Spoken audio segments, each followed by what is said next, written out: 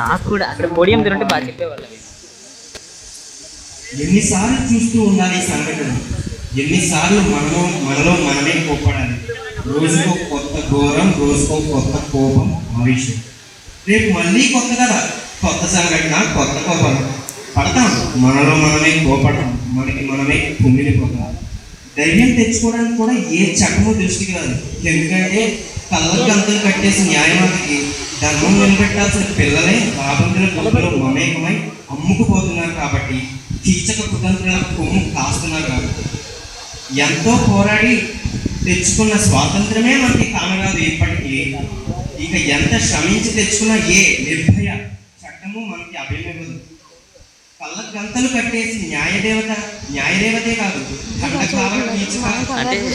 కూడా తగలబెట్టేస్తున్నారు అంటే మన అమ్మలని. మరి కళ్ళు ఉన్న మనమేం చేస్తున్నాం? కంటతడి పెట్టి సర్దుకుంటున్నాం, ఆవేశాలను ఆవరించుకొని సరి చేసుకుంటున్నాం. అసమర్థ ఆవేశాలతో ఇలా సహజీవనం సాగిస్తున్నాం. మొన్న నిర్భయ, నిన్న రితిశేశ్వరి, నేడు ఇంకో సోదరి, రేపు ఇంకో సహోదరి. గుర్తున్నవి కొన్నే, గుర్తుగా ఉండేవి కొందరే. ఎందుకంటే జరిగేవి ఒకటా రెండా, వందల వేల ఘోరాలు. బయటికి వచ్చే మాత్రం కొన్ని మాత్రమే. ఎవరన్నారు సమాన న్యాయం అన్నది నామమాత్రానికి అని?